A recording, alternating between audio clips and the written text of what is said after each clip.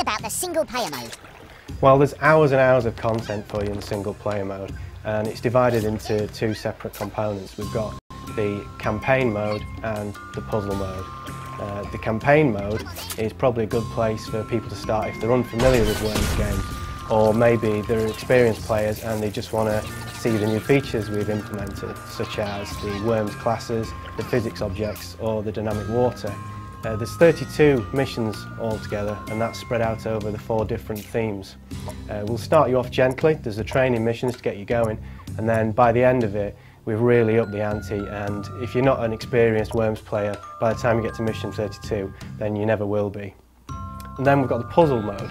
Now the puzzle mode, it's more about challenges. It's missions with a certain objective. Now that objective could be to get a vital worm that's on the enemy team, or it could be to collect a crate, but you've only got certain items and certain ways to achieve that goal. This is a real strategic side of Worms games. It's going to be a head scratcher, and I think it's really going to excite people when they finally get to finish one of the puzzles. There's 20 of those in total, so there's plenty there to keep people going. Let's get down to the nitty-gritty. How can I beat my friends? Well, there's a couple of ways you can play against your friends with Worms Revolution.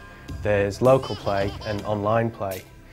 Local play, it's the social side of Worms really. That's where you get 3 of your mates round to your house, all 4 of you sit on the sofa, and you can either grab 4 pads or you can get 1 pad and pass it round, and you can enjoy the banter and the fun that goes with playing Worms with people in the room with you. And there's nothing better in local play than seeing the expression on your mates' faces as you drop their last worm into the water. And then you've also got the online mode. In online mode, you can set up a lobby yourself and you can tailor it to whatever settings you like, and then you can invite people, or you can wait for it to fill up, and you can basically take on the best players in the world really. This is where you're going to have improved your skills, because there's some great Worms players out there. Or if you don't really want to mess about setting up a lobby yourself, you can always join one of the lobbies that will be out there, do a search, dive in, and once again see how good you really are when you're up against the best players in the world. So you can play it at home, you can play it online, but either way you can have a great game. What modes are available to play?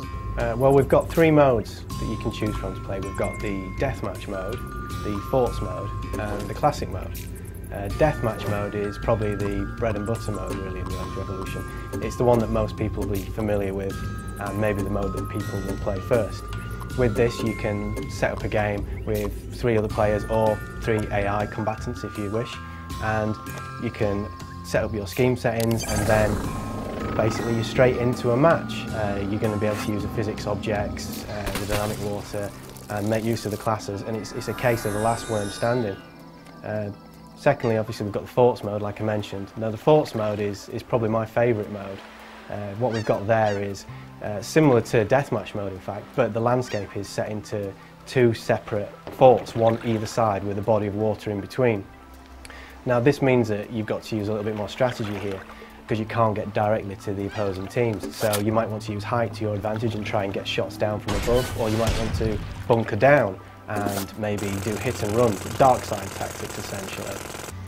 Either way, I think forts mode is probably going to be the one that people get the most fun out of, especially for me.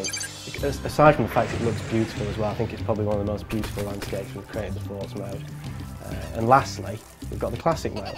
Now the classic mode is for the Worms purists. It's for people who have played Worms before and maybe they want to experience that same kind of game. They don't want to have the dynamic water, they don't want to have to mess about with Worms classes, and maybe they don't want the random nature that a physics object might include in the map. So that's all removed, and they can get on with playing Worms classically as it was originally intended. So there's something for everyone really in all the games modes.